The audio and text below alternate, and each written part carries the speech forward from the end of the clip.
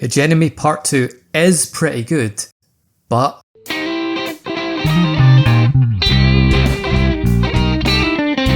Season 3 picks up right where Season 2 left off, with the Gorn attacking the Enterprise, key members of the crew having been abducted along with Parnassus Beta colonists, and Captain Battelle battling a Gorn infection, all while Starfleet has ordered the Enterprise to withdraw, leaving Captain Pike in a bit of a haze. It's all a bit much for Pike there for a minute, but he comes round and seizes upon Number One's idea to jam Gorn communications to stop them coordinating their attack, which immediately causes two Gorn fighters to collide and destroy each other. That was lucky. But that convenient moment is as bad as it gets. From there, this episode tackles its challenges in thoughtful ways, defying the usual complaints that Strange New Worlds isn't clever or taking itself seriously enough. So, why the but? We get there by continuing with the positives. The episode moves at a brisk pace through a story jam-packed with problems posed on all fronts.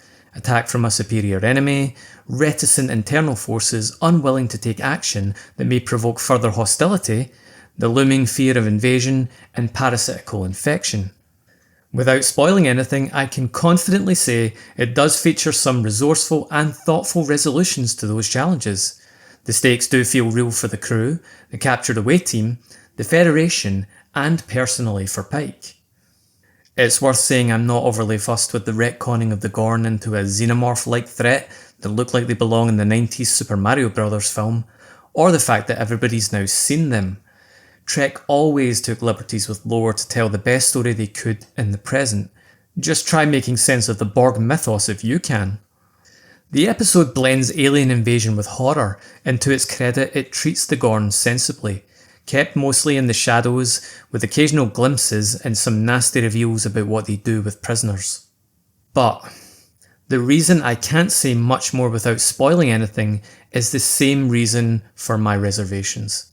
I would just be telling you what happens. Now maybe that's confusing, but bear with me.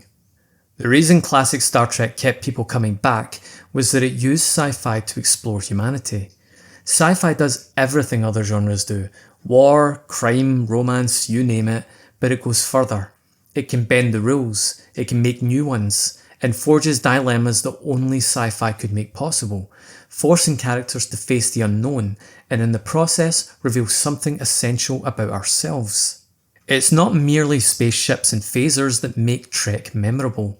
It's the ability to subject your characters to dilemmas that expose something deeper. This is the attraction of all great science fiction, from H.G. Wells to Black Mirror, and it's true of all great Star Trek. That's the difference between telling what happened in a story and what the story was about. What happened in this episode was perfectly entertaining, but the question of what it was about is that thing that keeps you thinking about it long after the credits roll. That's the signature of authentic Star Trek, and it's missing in action here, which is frustrating because I have seen it, at least in small doses, in this show. Like the episode where Pike sees a future, he doesn't suffer the horrific injuries he already knows are in store for him. That's a story. And yeah, the tone is good in this one, but after so many episodes leaning into trite comedy, and with more clearly on the way, the question remains, why won't the creators just commit to richer storytelling? It's a constant frustration for me and plenty of others. Hegemony Part 2 is always moving fast. Had there been a bit more substance to balance the action, this two-parter could have easily expanded into 3 episodes, but as it stands, the pace occasionally tips over to feeling rushed. So that's my but. This show is decent, this episode was good, but it's still missing that thing that will make it live long in the memory the way classic Trek did. Give it a couple of weeks and it will be gone and forgotten. Confusiasm, out.